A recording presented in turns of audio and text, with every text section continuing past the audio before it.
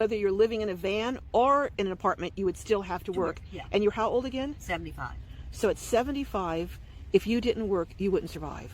I wouldn't. Wow.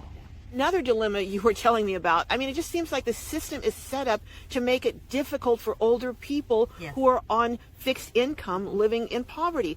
Because you were saying that when you applied for housing, they reduced housing, they told you, what did they tell you? They told me that because I was working, I would have to pay a higher percentage. And I said, well, what if I quit work? And they go, well, it's illegal for you to quit work just so you can get low-income housing. You would have to not be working for at least 6 months to get into low-income housing. And then you would get a lower percentage. Wow, that's crazy. Hey guys, Robert here. Welcome back to the channel. Got another one for you today, hopefully to make you think about home ownership and this thing that we call generational wealth. And so those of you out there that are watching this, you might not care about owning a home today, but what happens when you're 70, 75 years old, like this lady, and your rent is doubled? This isn't about getting rich. It's about not being forgotten and not being in a position where you're vulnerable and beholden to the powers that be. So I'm going to shed some light, hopefully to get you to think and evaluate your situation. But before we do that, hit the like bell, subscribe, and notification button so that you know when we bring content like this to the channel. I thank you in advance. It helps the channel. And let's get into this. So while I'm working, my rent would be about 50 to 60% more than if I'm just on Social Security. But then you have to stop working for 6 months and you wouldn't be able to survive. Right. And if I go on low-income housing now, they will not lower the rent for me when I get off, quit working. They will not lower it. So you have to go back out of the housing system and re-sign up to wait for another housing.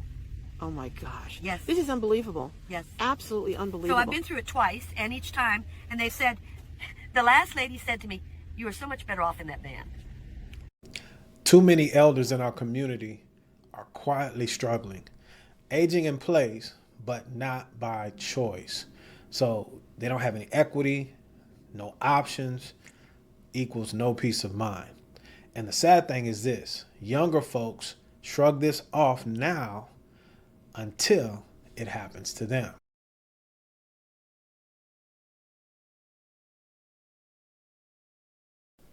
As you can see in the quote, the mindset, one home won't create wealth. You have to sacrifice your whole life for future generations. That's real in a sense, but it's also the exact mindset keeping families stuck generation after generation. Most people get this wrong. It's not the house, it's the foundation. A home is a seed. You plant it now so your kids and your older self don't have to start from scratch.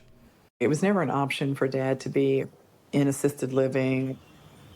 I always told him, as long as I have breath in my body, I'm going to take care of him in his home. He always wanted to be in his home. One of his sayings was, I'd walk through hell in gasoline shorts for y'all. Even as an adult, if I needed anything, all I had to do was pick up the phone and call, and he'd make it happen. And that's what I want to do for him. Just make it happen. If you're under 45, hear me. Your future self will thank you for thinking ahead today. Even if you don't care about generational wealth, do you care about 70-year-old you? Because renting at 70 hits a little different. I'll pay you back. I'll pay you back as soon as I get a job, okay? Please, will you please help me? I won't be homeless. Please, can you please help me so I won't be homeless? I'll pay you back. I'm trying to find a job. There's a security guard job where I can just be a security guard just sitting down because my back is broken.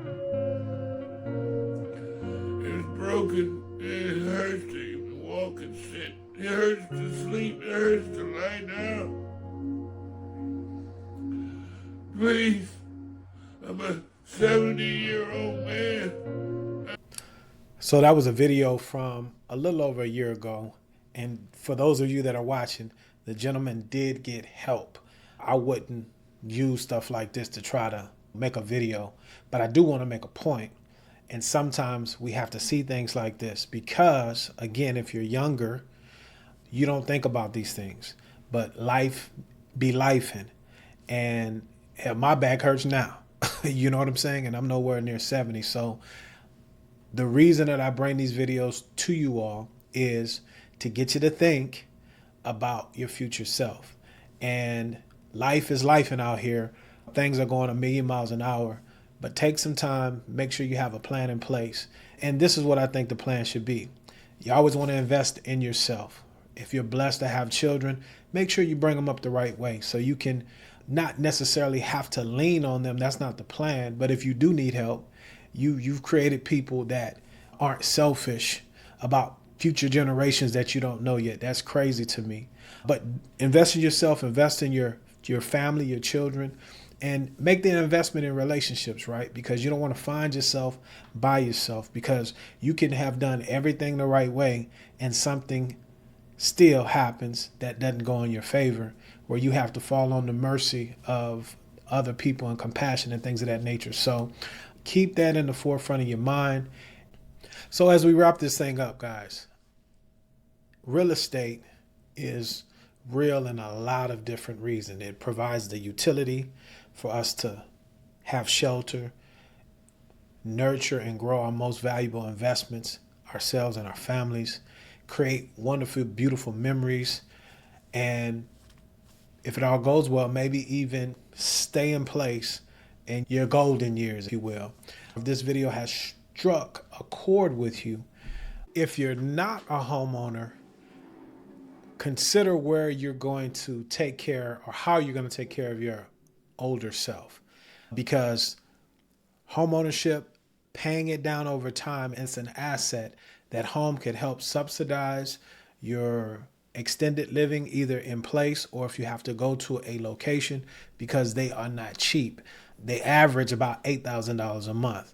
And so if you're a younger person and home ownership is on your mind, what you want to do is you want to sit down, make sure that your finances and your numbers make sense for you to purchase that home, and purchase something that you can afford. It's not about a huge home. It's about what you can afford, because again, that home could help you in your future. If those things line up, reach out to the lender that you know, like, and trust. If that's us, we'd love to have a conversation with you. My contact information is pinned in the top comment or the description below. But you want to sit down and have that conversation to really see what it is that you can afford.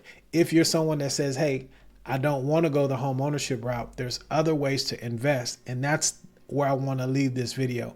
You got to make your money grow now, and don't take for granted your youth, because there's a lot of you that have wasted 10, 15, 20 years. And when it comes to growing money and things of that nature, compounding interest is really a underutilized tool.